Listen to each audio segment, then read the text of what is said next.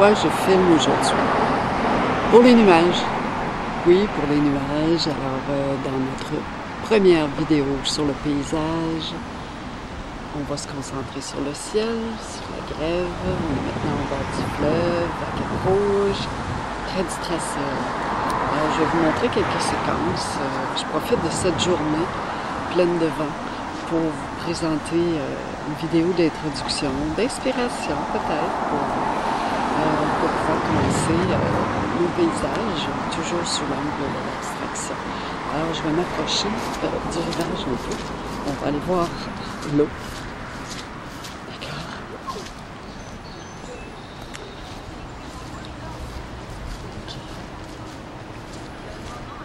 Alors on a un beau point de vue ici entre les arbres. Et je vous dirais que c'est une journée, belle température quand même. Un peu sombre, mais très, très belle. Alors, c'est un peu vaseux directement sur le bord de l'eau. Je vais aller un peu plus loin à l'accès prochain. Okay. On va pouvoir aller sur le bord de l'eau. Donc, il y a eu de la pluie. Alors, c'est un petit peu moins facile. Mais oui, je pense que je vais avoir possibilité d'avoir un point de vue intéressant. Ok, alors on est sur la grève. C'est la grève. Voilà la côte. Moi j'aime bien les nuages. On a un énorme bateau là-bas. Ok, on a des voiliers ici qui sont postés.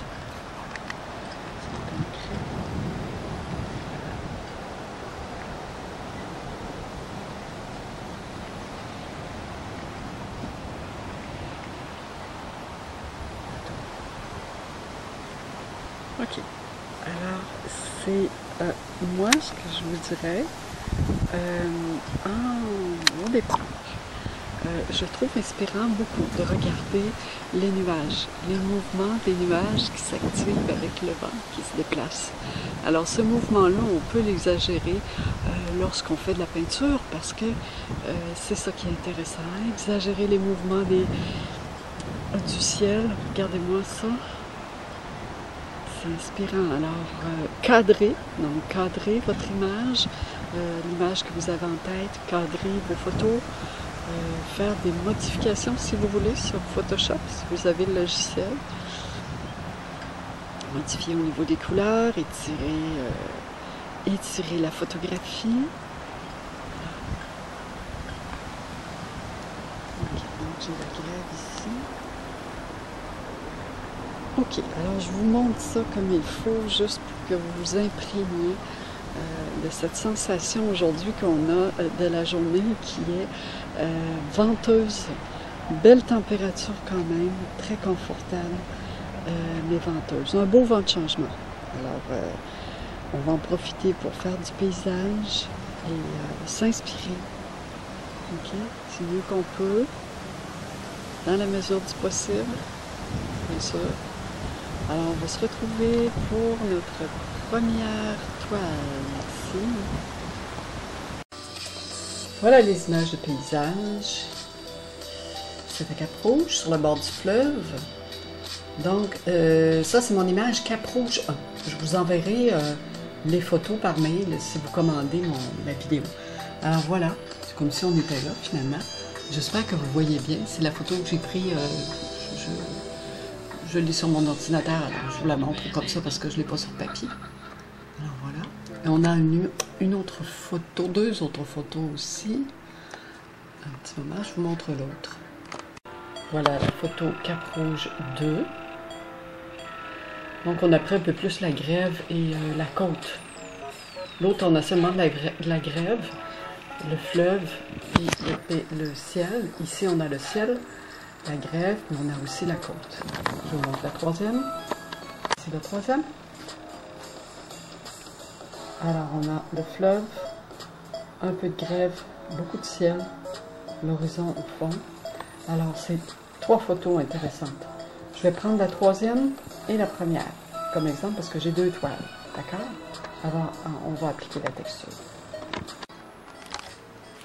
Bonjour et bienvenue à notre première vidéo sur la série des paysages. Donc on appelle ça paysage abstrait. Vous pourrez jouer avec le figuratif et l'abstrait si vous voulez. C'est à votre goût. Moi, je vais voir ce qui va se passer. Parfois, je donne des petits détails au point de vue figuration, mais c'est toujours une impression, n'est-ce pas? Alors, moi, j'ai pris un film, comme vous avez vu au début de la vidéo, juste pour inspiration. Alors, quand on veut faire du paysage, c'est important. Je pense que si on est motivé et qu'on a la passion pour le paysage, on va naturellement enregistrer les images qu'on va voir, peu importe dans quelle situation on se trouve, on va enregistrer les images dans notre mémoire et ils vont rester gravés, je pense. Et lorsqu'on est rendu au moment où on veut créer, bien à ce moment-là, on se rappelle ces images-là, elles passent dans notre tête comme un film finalement, des photographies. Moi en tout cas c'est ce qui se passe. Alors je vous ai filmé ça pour montrer la forme des nuages, pour vous dire, quand vous voulez faire du paysage abstrait, moi ce qui me vient à l'idée c'est exagérer le mouvement. Exagérer le mouvement des nuages, exagérer l'impression que vous avez du sol, de la grève, une texture qui ne fait pas nécessairement réaliste, mais qui donne l'impression d'une grève. Okay, donc, on va aller avec le composé à joindre, avec une granulosité dedans, de la poussière de pierre. Ça pourrait être du marc de café. Je vais mettre du marc de café dans la deuxième toile. Donc, la première, je vais mettre la poussière de pierre, mais vous aurez le loisir pour la deuxième toile, si vous en faites une deuxième, là, de changer le marc de café pour un autre matériau, là, un autre type de sable, il n'y a pas de problème. OK, alors, c'est sûr qu'on pourrait lier, moi je regarde ma plage de, pas ma plage, mais mon panneau de texture, je vois de la corde, je vois du coton à fromage, je vois du papier d'aluminium, bon, le tissu, tout ça, ça pourrait être aussi intéressant, le papier de soie aussi, alors on pourra éventuellement l'essayer dans d'autres expériences. Alors, moi ce matin, c'est composé à joint. OK. Alors, on va commencer avec mon première image. Je vais juste la montrer avec mon ordinateur sur lequel j'ai de la musique. Je m'excuse. J'espère que vous ne l'entendez pas trop fort. En tout cas, c'est pour vous montrer ici. Voilà. Alors, la première image que je vais travailler, c'est celle-ci. Donc, je vous l'envoie par email, comme je l'ai dit. Je vous l'envoie par email, les photos. Et voilà. Alors, il y a juste la partie du ciel, moi, que je vais augmenter un peu. Et je vais rapetisser un peu, je vais descendre un peu ma partie terre, mais je vais laisser quand même place à toute cette belle texture qu'on retrouve ici. OK? Voilà. Alors, on va commencer par ça. Alors, ce que je fais, c'est que, bon, j'ai dans un couvercle de plastique ici du composé à joint, OK, qui est une couleur un peu beige. Et je vais je peux mettre ma poussière de pierre dedans. Moi, je préfère la mettre après, lorsque je l'ai étalée sur ma toile. Alors, ce qu'on va faire, c'est qu'on va faire la texture aujourd'hui des deux toiles. Et peut-être, dans la prochaine vidéo, c'est faire couler la couleur, faire fusionner les couleurs sur la toile. Bon, on fait couler la couleur, on la laisse sécher, puis après ça, on revient pour faire la toile, la retoucher. OK? Alors là, je vous dirais que ma toile, c'est ce que j'étais en train de penser, je ne vous avais pas donné la grandeur. Je crois que c'est du 24-36, un petit moment, je vous reviens. Voilà, alors je vais la mettre au bout. C'est ça, 24 par 36. Voilà, alors 24-36, c'est un beau format pour du paysage. OK. Alors, on va appliquer notre texture. OK, ma petite palette ici. Voilà. Alors, moi, ce que je fais, si je regarde mon image, donc la texture se trouve à l'avant. Alors, je vais la concentrer ici. Je vais rapetisser un peu la portion du gazon qu'on voyait, c'est-à-dire ça ici. OK. Je rapetisse un peu cette portion ici, là. Et je donne plus d'importance à ça. OK. Puis au ciel.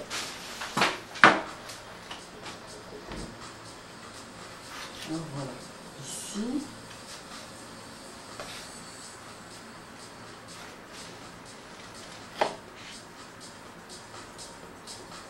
OK. Un peu de musique pour s'inspirer. important. Ok.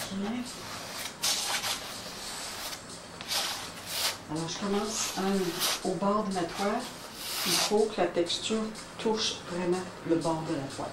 Alors, moi j'ai l'impression que ce matin, moins je vais manipuler ma texture, plus je vais avoir un résultat intéressant.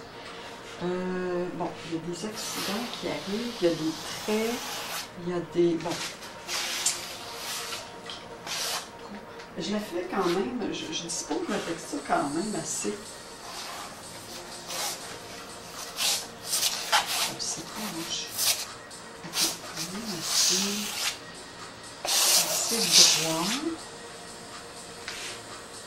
C'est bon. Ok. Alors, ce qui me donne à peu près le ciel, bon, vous voyez, là, j'ai comme un peu... j'ai donné assez d'importance au bas de la toile, au terrain en bas. Ok, ouais, la grève.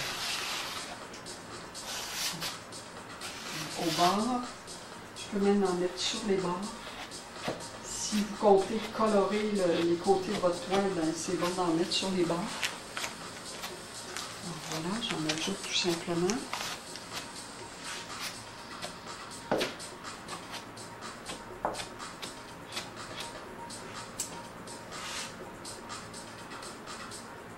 Ça ne donnera peut-être pas l'impression vraiment que j'ai sur ma photo.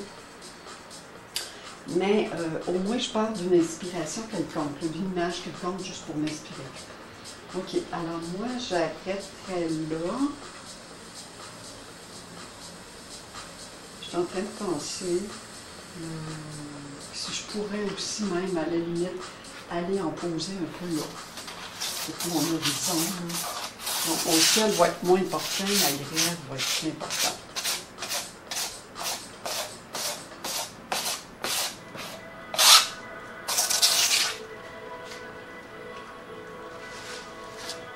Voilà, alors je vais m'arrêter là, je vais étaler mon sable. Alors moi je vais comme ça.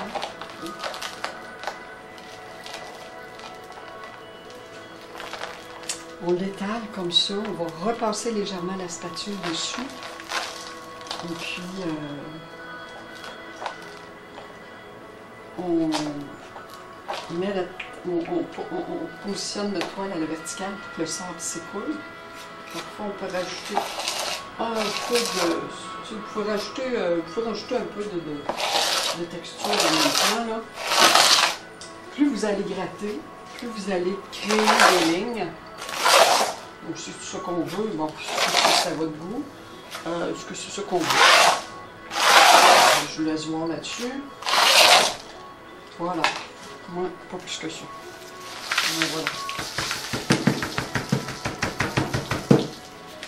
Et je la laisse sécher. Moi, j'ai des petits grains et des gros grains là-dedans. Okay, parce que c'est de la poussière de pierre. Ça ici, je vais la partir sur le bord de la toile. Quand ça ne va pas jusque sur le bord, il faut aller en mettre. Ok, alors je vous montre ça près.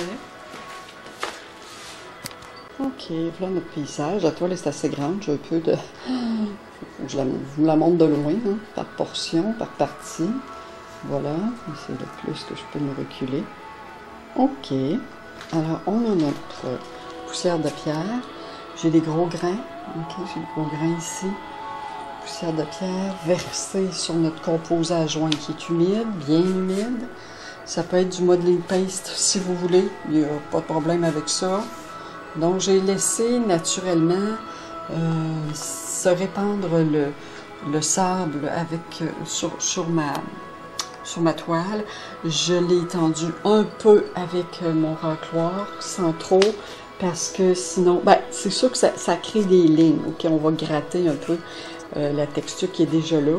Mais si vous y allez doucement, alors à ce moment-là, il n'y aura pas de problème, tout va bien s'étaler.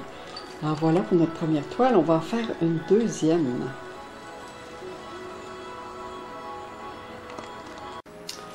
Ok, pour la deuxième toile, je vais vous montrer l'image.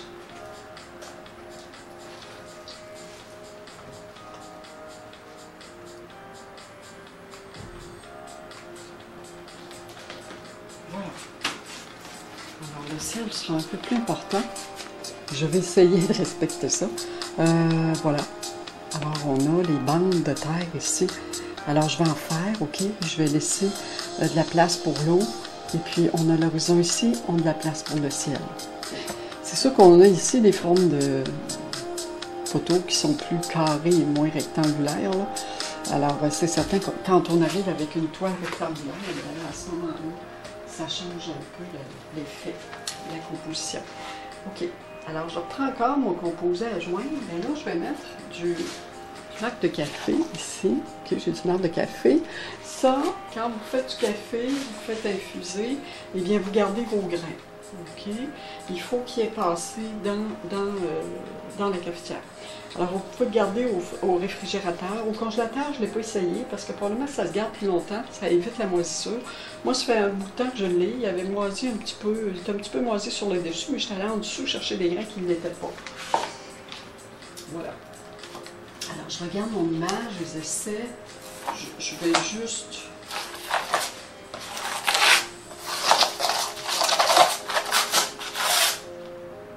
étendre la texture pour commencer. Et je crois que je vais faire la même chose. Je vais mélanger, je vais mettre, juste déposer mon verre de café dessus.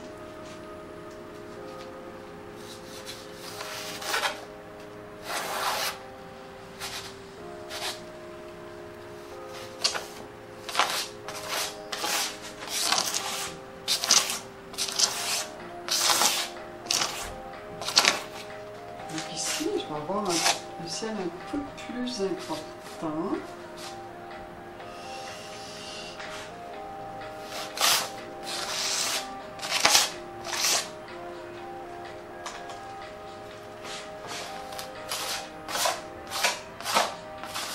C'est ça, je regarde toujours ma photo. Je ne veux pas exactement la même chose, là, mais sensiblement. Quand vous avez une barre de bois derrière, posez un carton ici, pour ne pas avoir les marques de l'armature en arrière. Je vais voir si vous voyez bien. Okay. Voilà. Alors, j'en mets encore un peu sur les bords.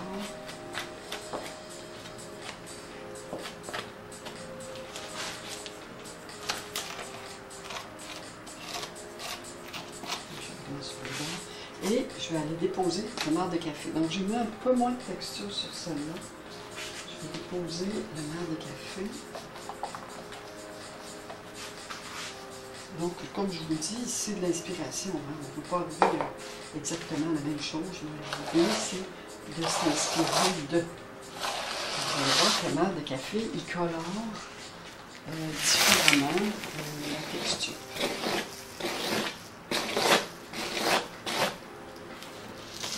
Je vois ce qu'on fait, le marc de café. Là. Vous pouvez le mélanger avant si vous voulez. Ça va peut-être être plus facile pour vous. Moi, je le fais habituellement comme ça. Je vais mettre juste un petit peu de texture et je vais juste...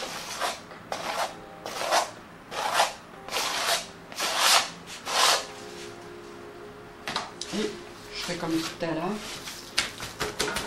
Je pense que je vais mettre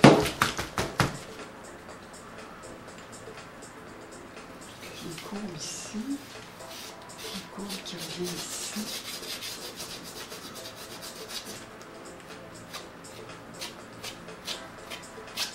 Vous pouvez y aller au doigt hein, si vous avez des ajustements à faire. Okay. J'ai une petite courbe ici. Là. Voilà. Je vous montre ça de près. Après, on laisse vraiment sécher comme il faut. Hein. Il y a une autre chose, c'est que... un petit moment, je vous reviens. OK, c'est ça. Et l'autre chose, ce qui arrive, c'est que quand vous avez fait sécher comme il faut votre toile, qu'il y a de la texture dessus, que ce soit la première toile ou la deuxième que je viens de faire, c'est une couche de médium liquide partout, même si vous avez mis du modeling paste. OK? Alors, vous attendez un 12 heures et vous pouvez appliquer votre médium liquide. Donc, un bon 12 heures. Moi, je la mets devant le ventilateur, puis j'attends. Des fois, ça prend 3 heures devant le ventilateur. C'est pas mal moins long. Mais laissez-la sécher comme il faut. Et là, après, c'est ça. Là, vous avez, voyez-vous le paysage comme il est plus dégagé avec l'eau aussi qui va être peut-être plus présente et le ciel aussi plus présent. Voilà. Alors, le mat de café va donner une petite teinte plus brunâtre, un peu plus terre à votre texture une fois séchée. C'est assez agréable. On se demande, quand on peint, si on va laisser la couleur de la texture elle-même. OK? Alors voilà pour notre deuxième toile. OK, on se retrouve pour la fusion de couleurs.